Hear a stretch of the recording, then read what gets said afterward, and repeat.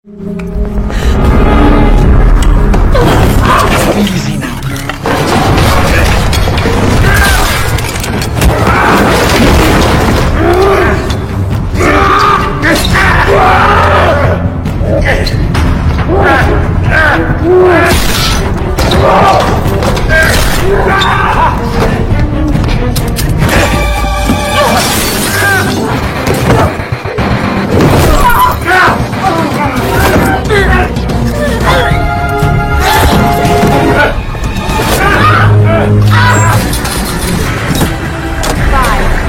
I'm sorry. I promise I'll pay you back one.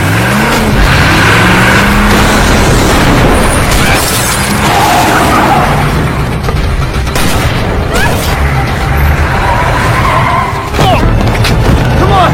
Okay, go!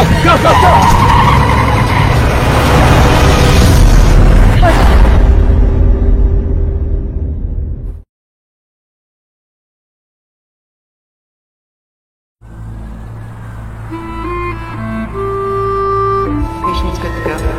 Starting the incision. Di awal film, kita diperlihatkan rumah sakit swasta yang sedang melakukan operasi pembedahan perut untuk mengambil sel kanker, dibawa ke suatu tempat untuk bisa diselamatkan. Namun terlihat ada mobil van putih yang sedang terburu-buru masuk ke dalam sebuah ruangan gudang tersembunyi untuk membawa sesuatu. Entah apa yang dia lakukan.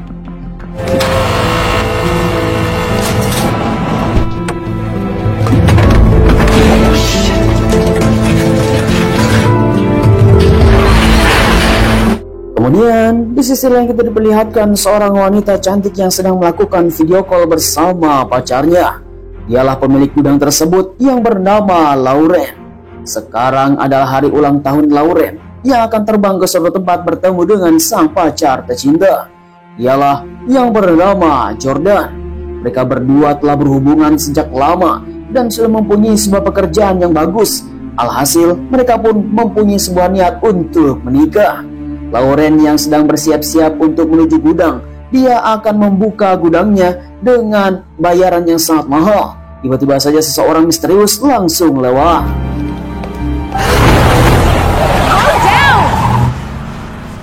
Singkat cerita, seorang laki-laki yang telah mengendarai van putih yang telah selesai menyimpan sesuatu di dalam gudang bertemu dengan para mafia. Entah apa yang akan mereka lakukan dengan melakukan transaksi yang sangat besar sekali. Para anak buah mafia tersebut dipimpin oleh seorang bos yang bernama Bos Jules, yang sekarang akan bertemu dengan seorang laki-laki membawa paketnya. Namun sayang sekali paket tersebut di dalam mobil ternyata kosong.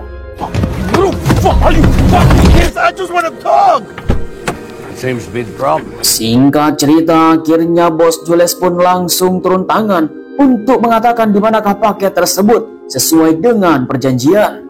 Namun laki-laki tersebut menginginkan bayaran 2 kali lipat karena pekerjaan ini dengan beresiko yang sangat besar sekali, dan dia menginginkan bayaran yang setimpal. Paketnya aman disimpan dalam sebuah gudang. Namun Jules mengatakan hidup ini memang tidak adil, tapi sekarang jangan pernah meminta keadilan karena uang tersebut sangat susah didapat. Sehingga apalah daya, Jules mengatakan kepada laki-laki tersebut untuk memberitahu di manakah paketnya berada, karena dia adalah yang sangat penting sekali. Sampai-sampai Jules pun langsung mengatakan kepada seluruh anak buahnya untuk menghajar pria ini supaya dia bisa membuka mulut. Tetapi sayang sekali dia tidak mau mengatakan apa yang diinginkan oleh Jules. Sampai pada akhirnya pria ini pun langsung dihajar habis-habisan oleh anak buahnya Jules sampai dia babak belur. Kemudian tiba-tiba saja mereka menemukan sebuah dompet. Dalam dompet tersebut terdapat sebuah identitas nama dan sebuah penyewaan gudang yang telah dipesan oleh si Benny. Dia yang telah menyimpan paketnya Jules untuk bisa mendapatkan uang 2 kali lipat.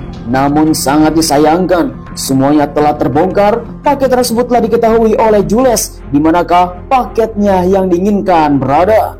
Sampai pada akhirnya adu cekcok pun terus saja berlanjut. Benny menginginkan uang 2 kali lipat, tetapi Jules tidak akan pernah memberikannya. Sampai pada akhirnya anak buah Jules membunuh Benny. Skylar Self Storage. Come on, man. Please help me out. Singkat cerita, malam pun telah tiba, di mana Lawrence seperti biasa dia telah mendapatkan panggilan telepon dari Jordan. Tetapi karena dia sedang berjaga di dalam gudang, sehingga dia pun mendapatkan salah satu gudang yang telah bocor. Karena malam ini telah mendapatkan hujan deras sekali. Hingga pada akhirnya, di mana Lawrence pun langsung datang ke lokasi untuk melihat apa yang telah terjadi di dalam gudang ini. Membuka gembok dengan Master K, dia pun langsung menyalakan sebuah lampu. Melihat ada sebuah kebocoran pipa di atas gudang yang telah disewa oleh seseorang. Dia pun akhirnya harus membantukannya dengan secara sendiri. Sayang sekali karena licin, akhirnya Lawrence pun telah terjatuh.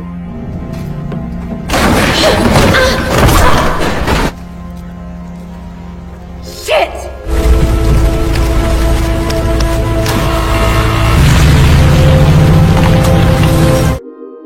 Kemudian di sisi lain, tanpa disadari oleh Lawrence, ternyata Jules bersama para konco-konconya yang sudah berada di sebuah unit untuk membuka. Ternyata kunci yang telah diberikan oleh si Benny tidak cocok sama sekali dengan apa yang ada dalam gemboknya.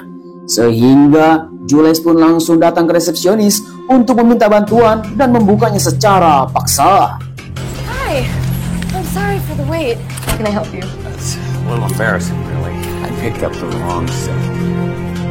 Kemudian ketika Lawrence telah bertemu dengan bos Jules, Jules mengatakan kepada Lawrence bahwa dia salah membawa kunci gembok. Tetapi ketika dilihat dari datanya unit 234, ternyata tidak sesuai dengan data. Akhirnya Lawrence pun langsung bertanya kepada Jules untuk meminta kartu identitasnya.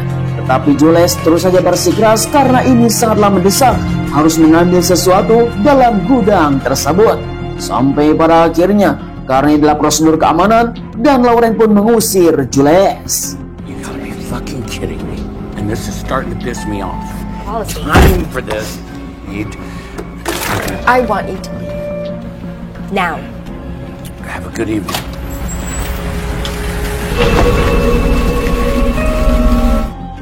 Kemudian setelah Jules bersama para konco-konconya pergi dari gudang, Jules merasa penasaran. Dia pun langsung masuk ke dalam sebuah unit 234 yang dimaksud oleh bos Jules. Melihat apa yang diinginkan oleh mereka, sampai pada akhirnya di mana Lawrence langsung membuka dan ada sesuatu yang sangat mencengangkan. Lalu tiba-tiba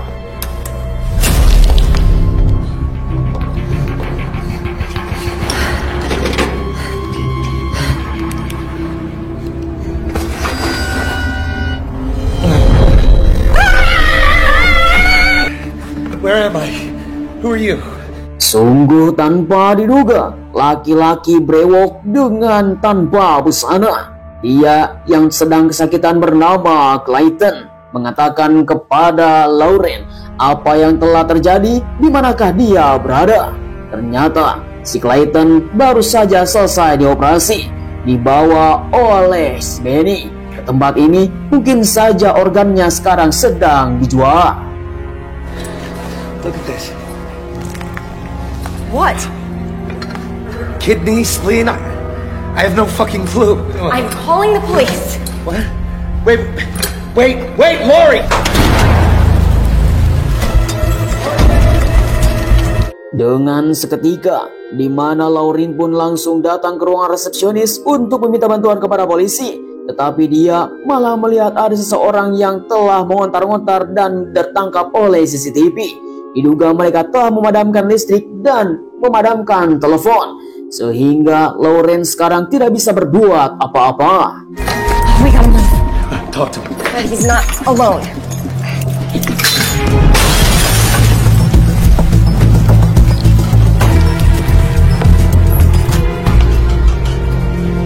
Had to be her.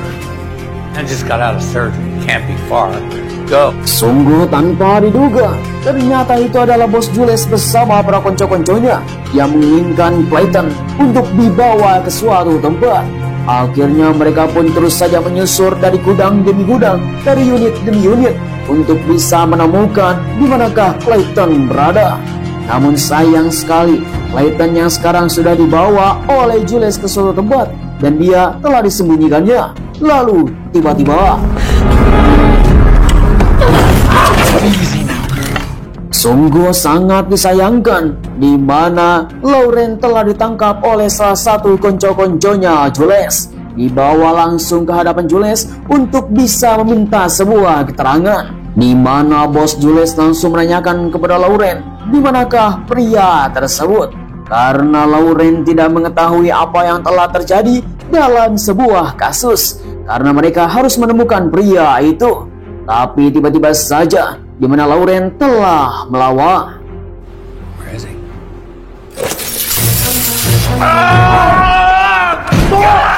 No soap! No soap, it'll make it worse.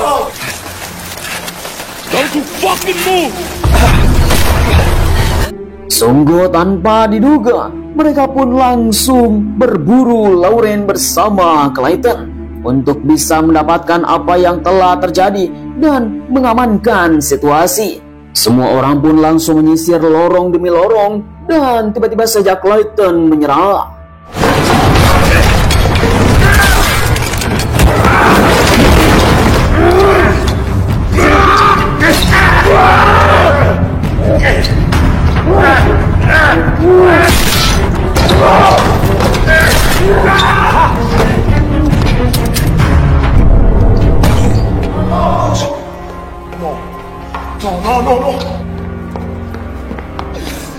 Sungguh tanpa diduga, pertarungan tersebut salah satu anak buahnya si Jules pun langsung mokat di tempat karena dia telah tertusuk di dalam lehernya. Kemudian Jules mengatakan kepada saudaranya untuk bisa memburu Clayton sehingga dirinya akan dibayar 2 kali lipat. I'll pay you double. Let's go. Kemudian di sisi lain kita diperlihatkan Lauren yang sekarang sedang mondar-mandir. Dia pun telah berpikir untuk bisa bertemu dengan seseorang. Karena seluruh para konco-konconya Jules sekarang sedang menyebar, di mana mereka pun akan memburu Lauren dan Clayton. Lauren yang sekarang berada di suatu tempat, dia melihat dan mendengar ada seseorang yang masuk. Lalu tiba-tiba It's me! Is there a back entrance? Not since 2010. oh, untung saja yang masuk adalah Clayton. Dia yang sekarang sedang tertembak di kakinya. Ada sebuah kotak P3K untuk bisa menyumbat darah yang telah berceceran di dalam bathtub. Mereka pun harus keluar dari tempat ini dan meminta bantuan kepada seseorang atau bisa menelepon polisi. Tetapi situasinya sekarang semakin buruk karena Jules bersama para konco-konconya telah membawa senjata api. Kita tidak bisa berbuat apa-apa. Tiba-tiba saja Lauren mengatakan kepada Jules dia telah menemukan sebuah mobil dari salah satu unit. To let the engine run, but he never takes it. Lauren langsung mengatakan ini adalah salah satu unit milik pelanggannya yang telah menyimpan mobil di dalam sebuah gedung. Sehingga mereka pun bisa mengendarainya dan bisa keluar dari tempat ini. Namun mereka pun harus menyusun rencana di mana Clayton meminta kepada Lauren menghitung sampai 100 dan bertemu di gerbang utama. See you at the main gate, okay? Singkat cerita, akhirnya mereka pun langsung menjalankan sebuah rencana di mana Clayton akan mematikan mobil miliknya si Jules. Dia telah menyelinap dan masuk ke dalam sebuah mobil untuk bisa memotong salah satu kabel milik mobilnya si Jules, sehingga mereka tidak akan bisa mengejar. Setelah selang beberapa lama kemudian, sesuatu janggal pun telah terjadi. Akhirnya rencana pun dimulai. 10, 9, 8, 5. I'm sorry, I promise I'll pay you back. 1.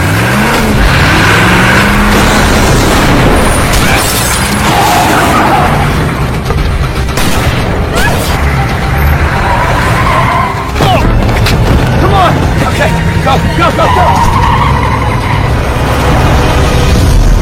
Sungguh tanpa diduga, rencana yang sangat jitu. Akhirnya mereka pun telah berhasil lolos dari pengejaran si Jules. Sampai pada akhirnya mobil yang telah dikendari oleh si Jules tidak bisa menyala. mereka pun telah berhasil keluar dari gudang tersebut.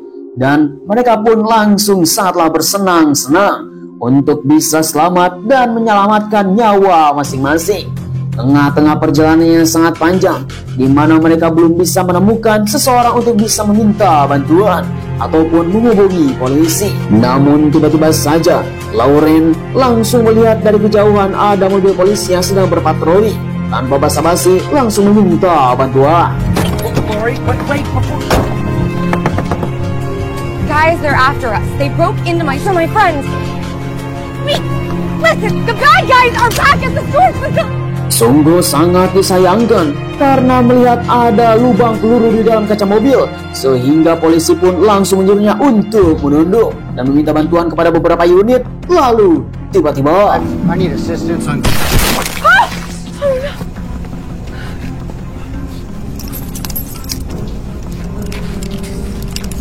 Why are you doing this? Get up.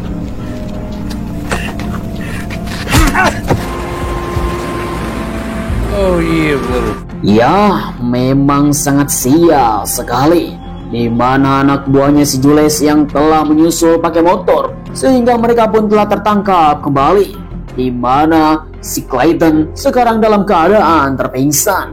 Mereka pun harus bisa membersihkan semua TKP supaya tidak ada yang mencurigai, apalagi para polisi yang sekarang sudah berada di tempat ini, dan harus bisa mengamankan situasi. Semua yang telah direncanakan oleh si Jules sekarang harus bisa berjalan dengan lancar. Mereka pun langsung membersihkan seluruh TKP.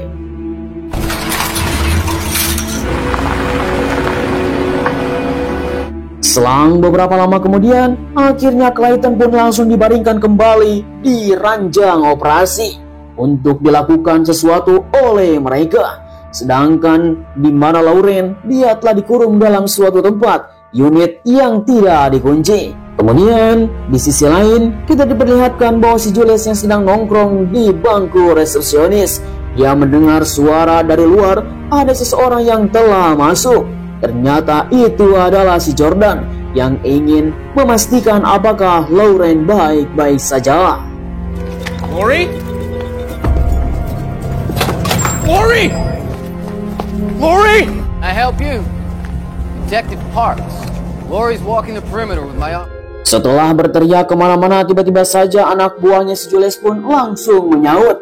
Dia telah menyamar menjadi seorang detektif karena ada pembobolan dalam gudang ini. Lauren yang sekarang sedang berkeliling bersama para temannya untuk bisa memastikan keadaan. Namun, di mana Jordan masih mencurigai orang ini. Sampai pada akhirnya Jordan meminta lencana dari seorang tersebut dan akhirnya memaksa untuk dibunuh. Show me your fucking badge. Lori!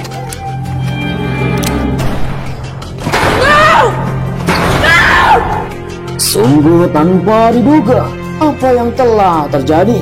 Ternyata rekannya lah yang telah membunuh untuk bisa menahan dari bongkahan darah yang telah keluar dan harus diurus.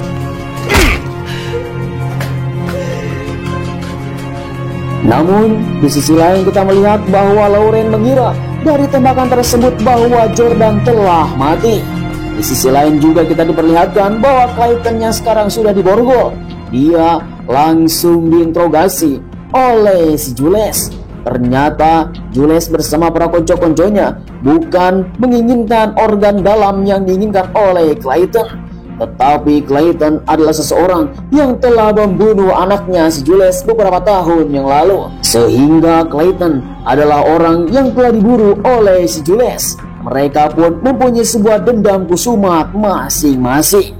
Di tempat inilah Jules akan meluapkan dendam kusumat karena anaknya telah dibunuh oleh Clayton.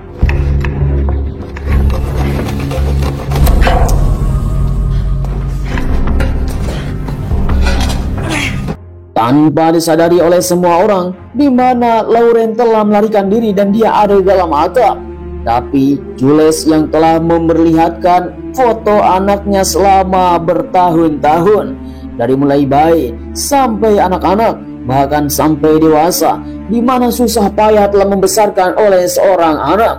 Namun, di mana si Clayton malah membunuhnya secara cuma-cuma. Memang sangat menyedihkan sekali. Kita pun sebagai orang tua pastinya sangatlah balas dendam ketika anak kita dibunuh oleh seseorang dan dia telah berkeliaran di dunia ini dengan sangat senang sekali. Maka disinilah si Jules meluapkan semua amarahnya menyiksa Clayton.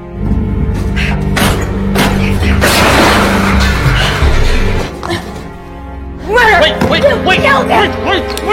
You! He's alive. He's taking a little nap in your bed. Tanpa diketahui oleh semua orang, di mana si Jules mulai mengamputasi satu organ demi organ untuk bisa meluapkan semua dendamnya, di mana amarah sang anak tercinta telah dibunuh oleh Clayton secara cuma-cuma. Sedangkan di sisi lain kita melihat bahwa si Jordan yang sekarang sedang terkapar dan diikat oleh seseorang. Melihat pacarnya yang sudah terkapar, dia pun langsung akan pergi dari tempat ini. Namun tiba-tiba saja dia mengingat bahwa Clayton masih berkeliaran dan telah ditangkap oleh si Jules. Akhirnya di mana Lauren yang tidak mengetahui situasi, dia pun berniat untuk menyelamatkan Clayton dan akan menghajar si Jules. Di mana Jules yang sekarang masih menyiksa Clayton, dia pun terus saja menikmati penyiksaan tersebut. Tiba-tiba saja Lauren telah datang. Get away from him! Go ahead, dude. Say I'm guilty.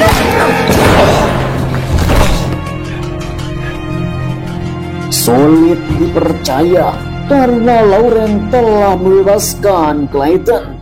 Dia telah memotong rantai dan dia pun akan pergi dari tempat ini. Di mana ini adalah kesempatan yang terbaik karena si Jules sudah terkapar di dalam lantai, sehingga mereka pun harus pergi bergegas. Di sisi lain anak buahnya si Jules yang sedang bersih-bersih TKP. Namun di mana Lauren, dia mengingat ada mobil polisi dan dia pun akan meminta bantuan kepada seluruh unit polisi. Hello? Is anyone there? We need help. There's been an attack. People are dead in 638 Camden Road.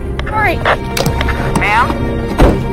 Kemudian tiba-tiba saja ketika dia akan memastikan di manakah si Clayton berada, dia tidak melihat ujung tanduknya sama sekali. Datang ke sebuah ruang resepsionis, melihat ada anak buahnya Clayton. Tiba-tiba saja ada sebuah berita yang sangat mencengangkan.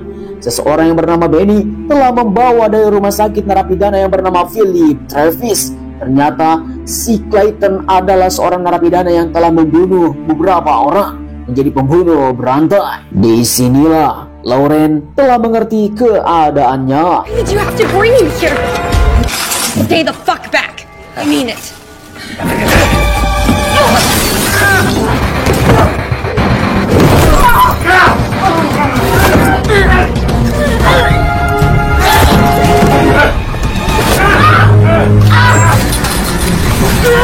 Sungguh sangat disayangkan sekali di mana Clayton yang sekarang sedang memburu Lauren, dan dia akan membunuh Lauren menjadi target utamanya supaya dia bisa menutup mulut. Namun ketika dia akan menancapkan gunting di dalam lehernya Lauren, tiba-tiba saja Jules bangkit. Untung saja situasi pun langsung mereda ketika sirene polisi yang ada di belakang mulai mendekat. Tetapi dendam yang sangat mendalam dari si Jules, dia tidak akan pernah padam. Detik-detik yang sangat mendebarkan di mana Jules masih menginginkan Clayton untuk dibunuh. Satu langkah demi langkah, satu perlahan demi perlahan, semua para polisi pun langsung menodongkan senjata. Lalu tiba-tiba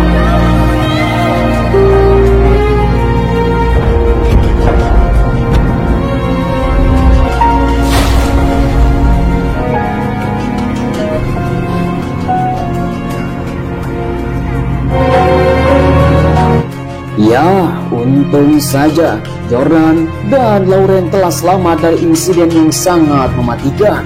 Selang beberapa lama kemudian, seluruh para polisi pun telah menemukan mayatnya si Benny, dan ternyata kuncinya ada di bawah sepatu. Disinilah film pun telah berakhir.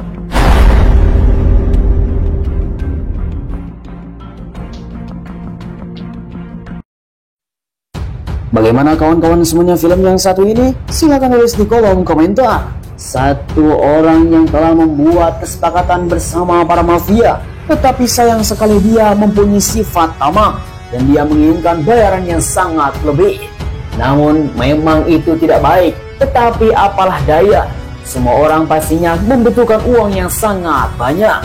Bahkan pekerjaan yang sangat beresiko, bahkan taruhannya adalah nyawa. Pastinya ini adalah membuat sebuah tantangan dalam kehidupan, sampai-sampai merugikan semua orang. Ya, memang begitulah namanya kehidupan. Saya ucapkan terima kasih bagi teman-teman yang sudah nonton dari awal sampai akhir. Jangan lupa like, komen, dan subscribe supaya kalian tidak ketinggalan film seru lainnya hanya bersama Kadia GC. Sampai ketemu lagi.